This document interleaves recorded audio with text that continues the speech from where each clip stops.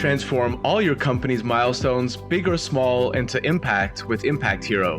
Whether it's a sale, a new hire, a demo booked, or anything else, with Impact Hero, you automatically generate a gift that matters, like a tree planted, a kilo of plastic recovered, or a piece of coral reef restored. Join the hundreds of companies that are already boosting sales and retention while making an impact. Go to impacthero.com/podcast now to get 10% off. Again, that's impacthero.com/podcast to get 10% off.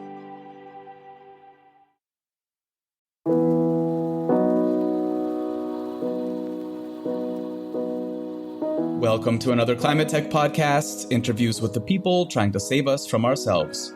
Juraj Krivošík runs SEVEn, the energy accelerator, and is a leading expert on how energy efficiency will help fuel the transition to a low-carbon economy.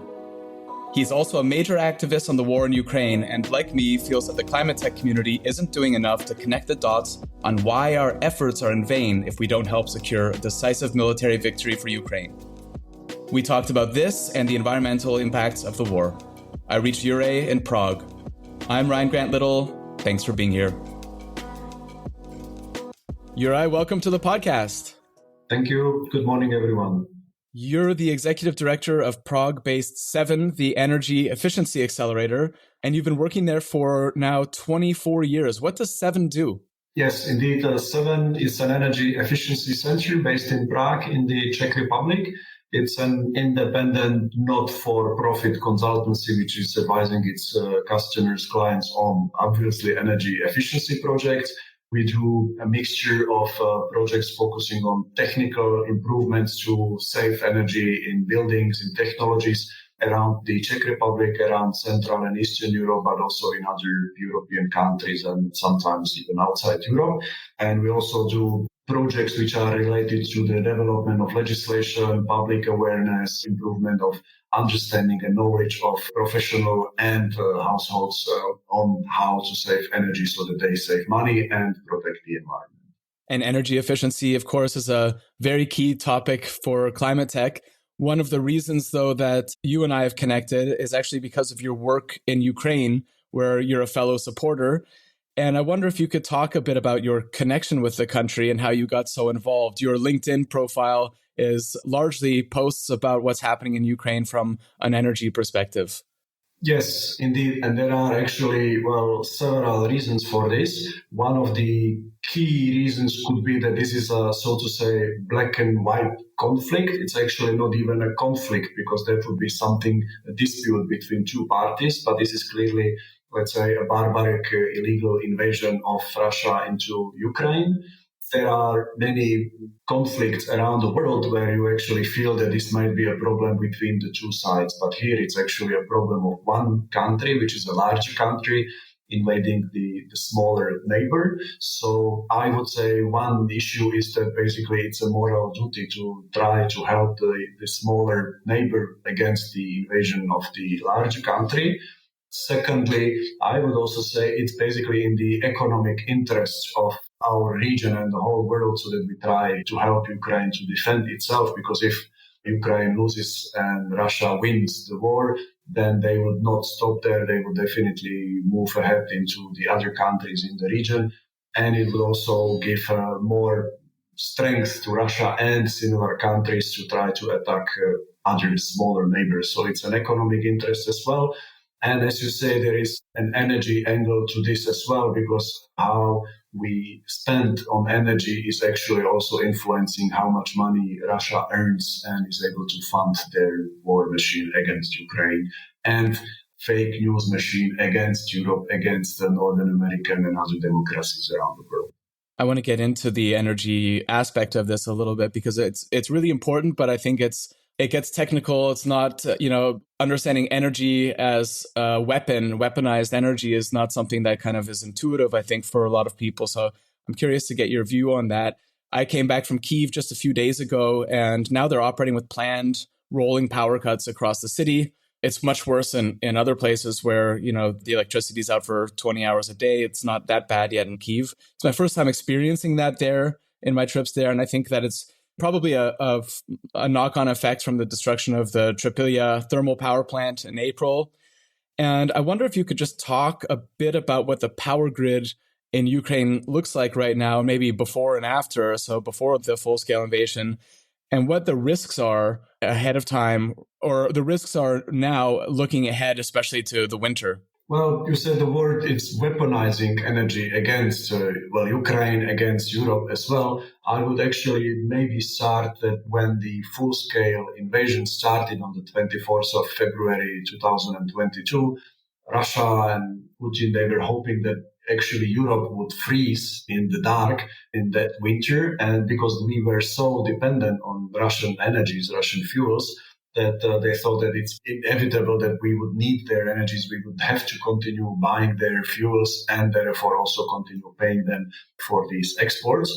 And this is what they are actually now doing in Ukraine as well by cutting people's homes, households from the energy grid, destroying the power plants, destroying energy facilities, so that people would be freezing in the dark.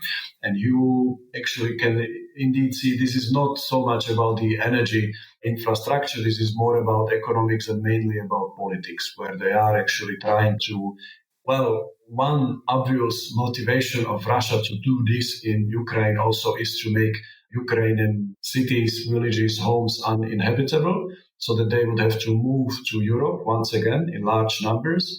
And obviously, having many Ukrainians again being forced to emigrate to Europe and maybe other countries around the world would be an economic and social problem to us as well. And this is definitely one of the reasons why we do have to support Ukraine, not as long as possible or as long as it takes, but definitely as much as needed and as quickly as possible, so that they actually can help defend themselves, so that actually we prevent the further destruction of Ukrainian power plants and facilities. And definitely also trying, I would say, helping to save energy both in Ukraine and in Europe, because the more we save energy, the less dependent we will be on Russian fuels. Maybe I can say that there has been a huge progress already in Europe to avoid Russian fuels. The consumption of Russian natural gas, coal, and other fuels has really decreased because we have been able to switch to other fuels, switch to other suppliers, and also to lower the energy consumption. But it's not the end of the story. There are still countries in Europe, such as the Czech Republic, such as Austria, Slovakia, Hungary, and others, which are still dependent on various Russian fuels, such as oil or natural gas or nuclear fuel. And it's technically, of course, it's not easy to avoid, to switch to new suppliers, but we have to do everything possible, both for the environmental and for the economic reasons, to switch as quickly as possible, so that we don't fund the Russian regime and find more secure suppliers of energy. One of the goals has been to switch away from gas that arrives by pipeline from Russia. And I think the alternative has been liquefied natural gas has been shipped from places like the US and building new terminals to take this in. Can you talk a little bit about that and how easily switchable is pipeline gas with LNG? This is also a sensitive question, and it has many angles and many aspects to be considering, because indeed the pipeline gas, there has been already to a large degree a limit to imports from Russia, with the exception of Slovakia and Hungary mainly. However, the LNG imports also from Russia have been actually increasing in the year 2024, which makes new billions of dollars or euros that we are actually paying to Russia. You may be aware that actually today there could be the 14th package of sanctions being approved by the European Union, which should include restrictions to LNGs, but it only is restrictions to re-export of Russian LNG through European ports, so that they are not allowed to actually move through European ports to other destinations. But there has been no restriction approved on the consumption of Russian LNGs in European countries. So this is actually also showing how dependent and technically uneasy it is to move to other suppliers. Another aspect could be that LNG still is fossil fuel, of course, And so some people say that by building new infrastructure for the LNG imports, the ports and the stations to move LNG from ships to the European pipelines, when this is built, there will be investments locked in it, and this make motivations to continue using LNG instead of perhaps other more sustainable energy sources such as renewables, possibly also a motivation to save energy and so on. Probably this is not a black and white, there is not a black and white answer to this. From the short point of view, definitely LNG imports from other and democratic countries is much better than the continuation of Russian LNG. That's for sure. We have to do everything possible to avoid Russian LNG as much possible. And that's also where one answer of energy efficiency comes to place. The more we save on heating and hot water, that can also help to reduce our dependence on fossil fuels in general and on Russian LNG as well. And in the longer term, definitely the priority should be given to non-fossil fuels for heating, for hot water, and so on by installing renewable energy capacities. Right. So it should be a combination of efficiency and renewable production capacity. But in the short term, we're actually building this capital expenditure heavy LNG terminals and things like that then have, as you say, built-in investment, and then which means they're going to have a, say, 20-year payoff period. And that means that they need to have some kind of guaranteed contracts. Those contracts are locking in more fossil fuel shipping and use over a number of years. So we're making long-term decisions based on kind of short-term supply issues. Exactly. That's the thing. If I may make a note, the climate issue is several decades old. And so we do have to do something about it. Maybe we have to give a little bit of the credit actually to Putin and to Russia, because by the situation that they have caused, by the huge increase of energy prices since 2022, that was actually a big motivation for everyone in Europe and elsewhere to switch from Russian fossil fuels elsewhere. And the boost towards renewable energies and energy efficiency, which we have seen in 2022 and afterwards, is not so much thanks to the alarming news about climate change happening. It was much more about the energy security and the economic aspects, the prices of energy happening. So there is a saying that there is something positive on everything bad that's happening. So the positive side of this was that the boost of renewables and energy efficiency was thanks to the Russian invasion. It reminds me a little bit, Toronto, the city that I'm from, has a massive issue with car thefts right now. People's cars being stolen right out of their driveways, and they're packaged off and put into containers and sent mostly to Ghana, where they make their way across Africa. And this is driving sales of electric cars massively because those aren't being stolen because there's no market for them abroad. So it's, some of these changes happen not for the reasons that, people are trying to improve their carbon footprint, but because of necessity like this. So yeah, that's made me think of this. But you talked about energy security. My experience has been that governments and domestic industry players in a lot of countries respond better to conversations about renewable energy from the energy security angle than from the climate angle. And I think back to in 2008, when I was in New York City at a Forbes energy event and sitting on a panel next to an oil and gas lobbyist who was talking up Canada as, a great source of oil and gas. And I reminded him that, we're a foreign country that doesn't have the USA's interests at heart. And that got people's attention, as you can imagine, at a Forbes event. It's a pretty Republican group. And that got their attention a lot more than talking about CO2 reduction. And I wonder if you're finding in your work that the energy security message is landing as well or better than the CO2 reduction message.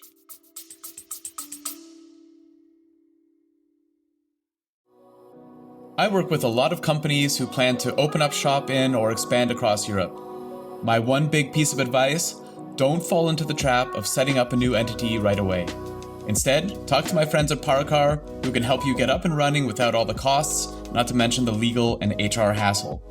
When I was hiring in different EU countries, I wanted my team to focus on their work, not on the country's bureaucracy. After interviewing a half dozen international expansion firms, I chose Paracar because they were by far the most knowledgeable and they're great people. Whether you're a large multinational looking to expand abroad, a small business looking for the right talent, or a contractor, they'll sort it out. Book a free, no-obligation consultation right now at paracar.eu/climate. That's PARAKAR.eu/climate.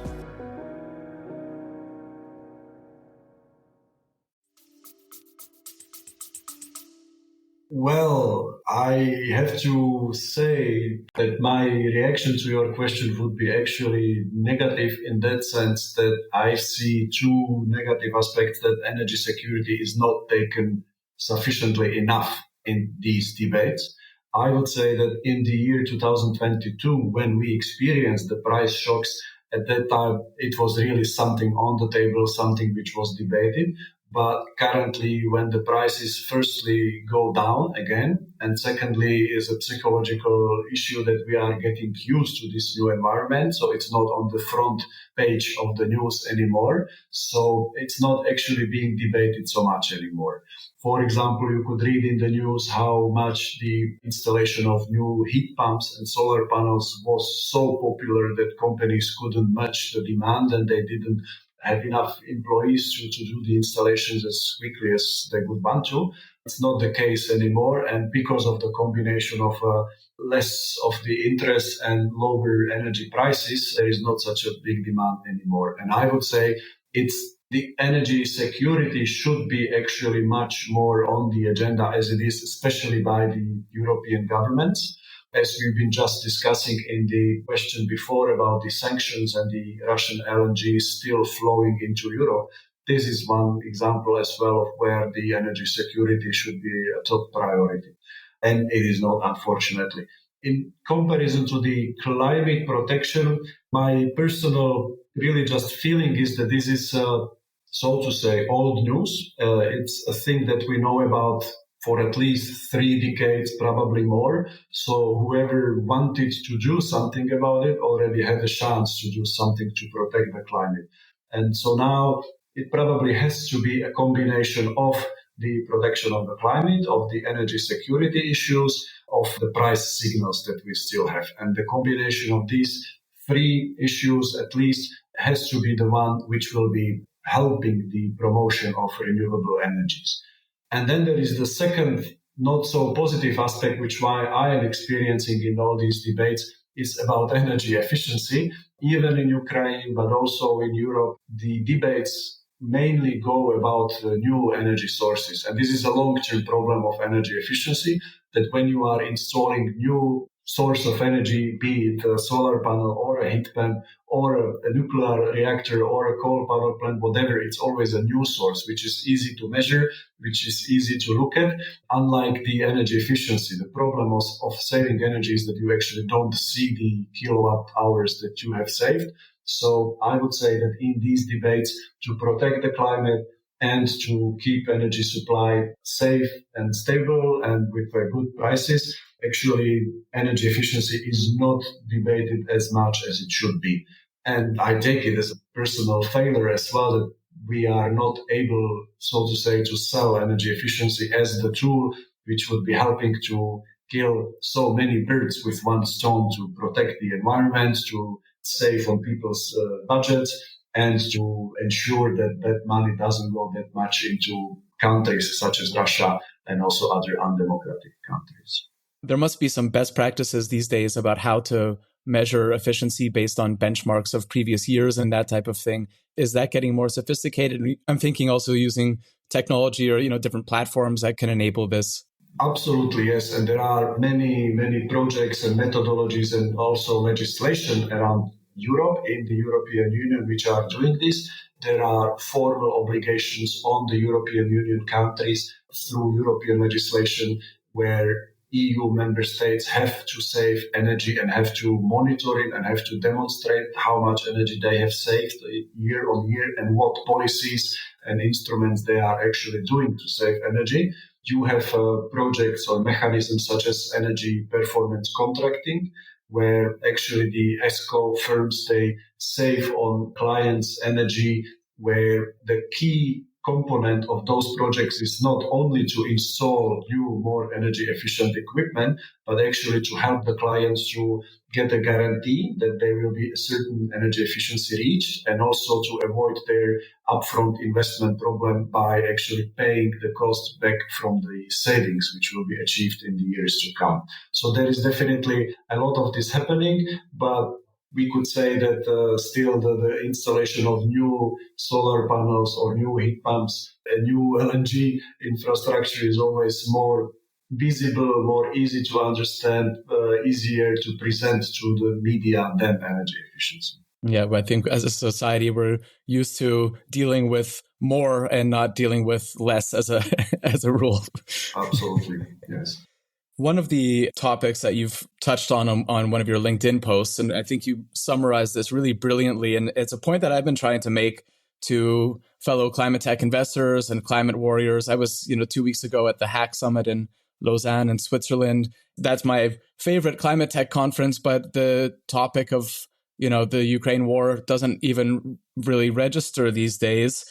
And the point that I always make is that, if you're dedicating your life to fighting climate change, you need to be active in helping Ukraine to secure a decisive military victory, because the longer this drags out, the more damage is done from a climate perspective every day. I think you and I can both agree that these calls for peace is basically just very at worst, or at best, just naive, and at worst, kind of nefarious, because there's no such thing as peace when you're dealing with someone like Putin. That's just a display of weakness and allows them to go further. And even if you were to freeze things as they are right now, that's, allowing a very horrible occupation in a number of places. So, 3 years ago, if you had talked to me about this, I'm not exactly a hawk or like a really, army or war centered person, but that's changed a lot in the past few years.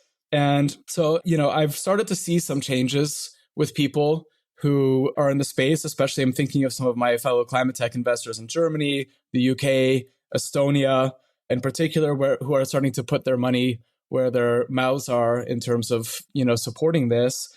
But I think there's room to hear what this looks like on a day-to-day basis and what it means in terms of the biodiversity loss, in terms of CO2, in terms of the breadbasket of the world, which, Ukraine is sometimes called, what this all means from an environmental standpoint. And I wonder if you could maybe lay that out a little bit and paint the picture as dire as it is.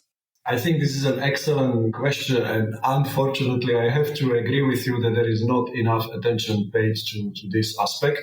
I'm 100% on the same page as you are, that actually anybody who is interested in the climate protection, in the protection of the environment, should also very strongly oppose what is Russia doing in Ukraine.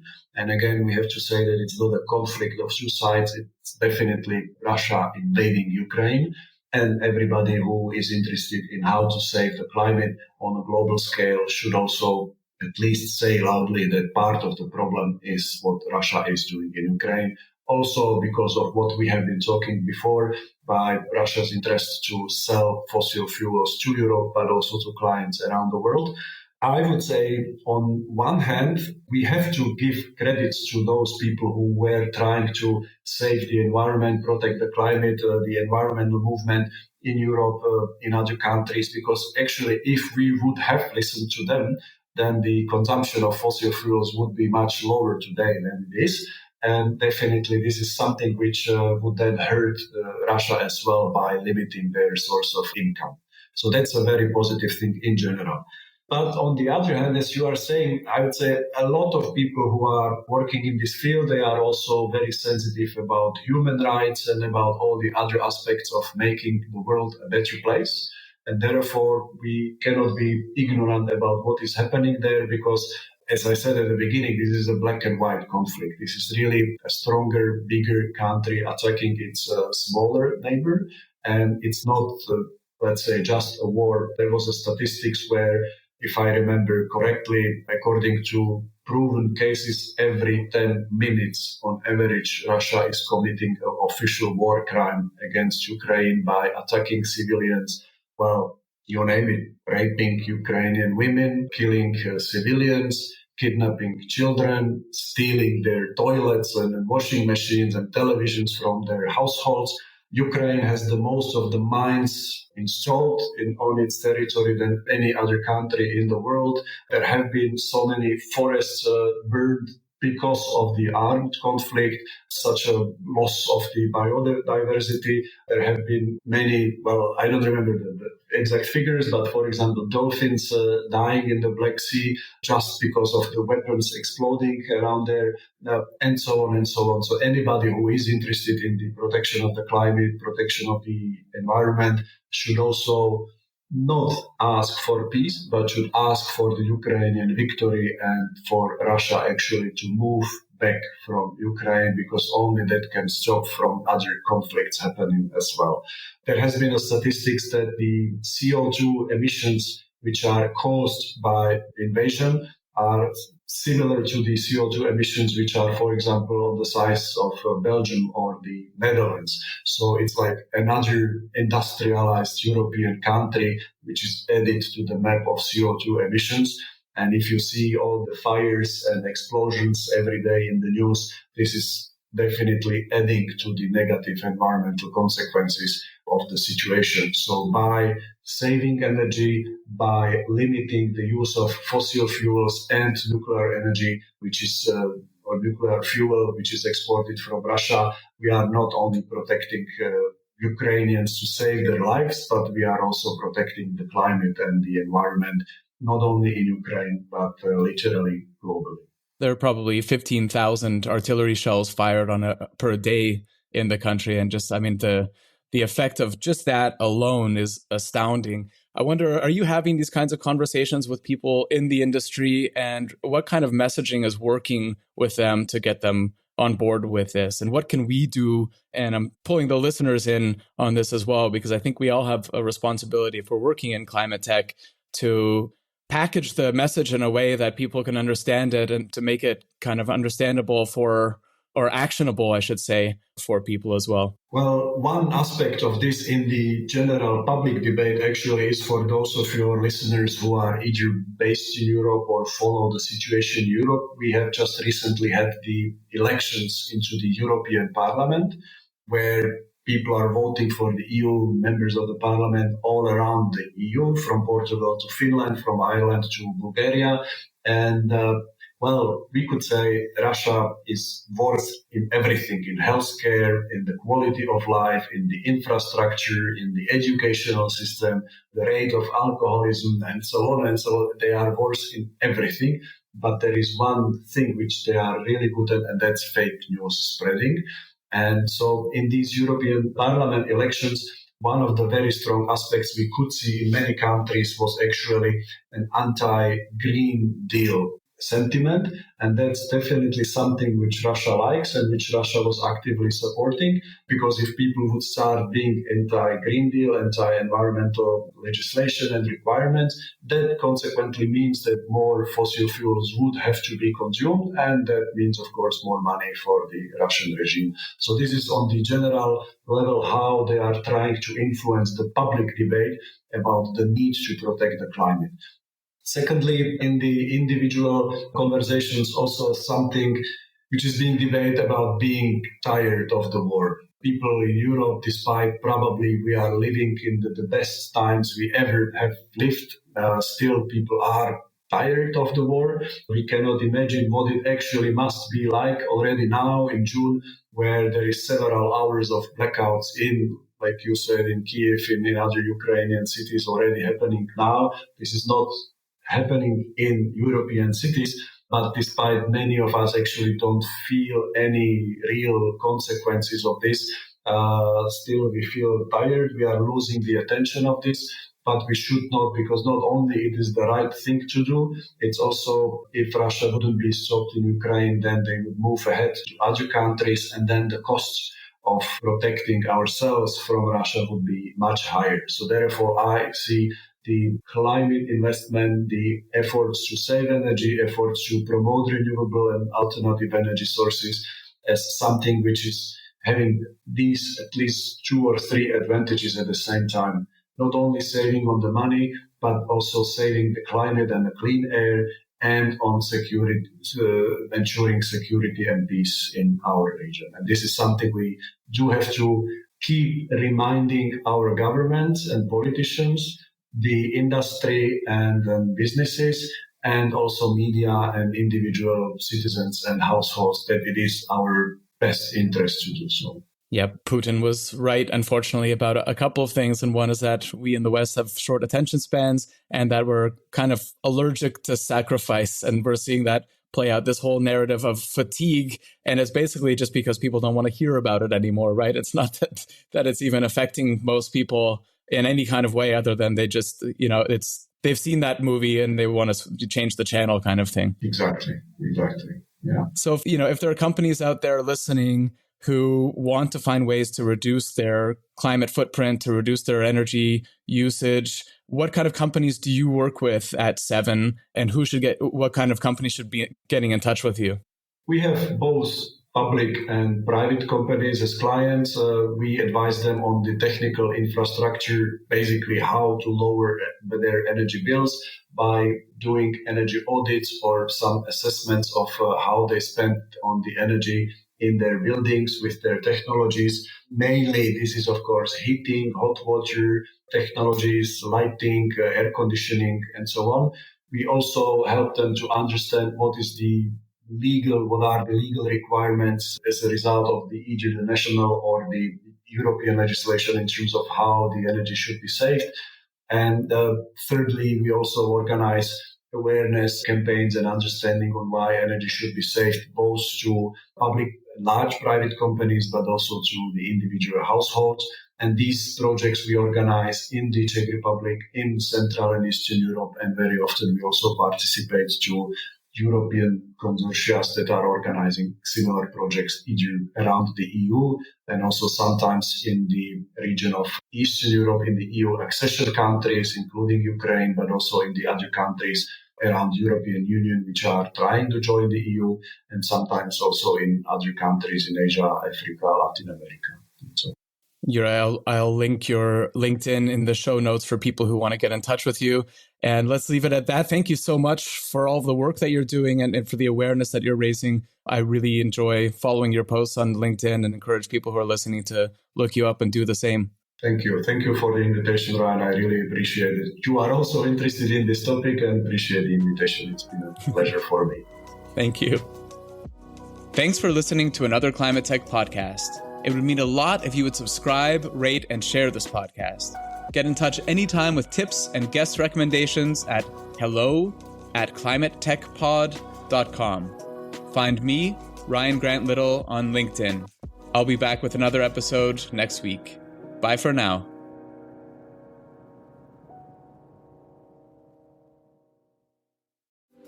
This episode is supported by Grizzle, B2B content to create and capture demand. I first met Grizzle's founder, Tom Watley, 5 years ago at a conference in Dublin. I was so impressed that I signed a deal with him to do all my software company's content that same evening at the pub. Remember that, Tom? Kinda. And they're still doing it 2 years after we sold the company because the new owners love Grizzle as much as I do. If you sell B2B, book 30 minutes in Tom's calendar at grizzle.io/climate. That's GRIZZLE.io/climate.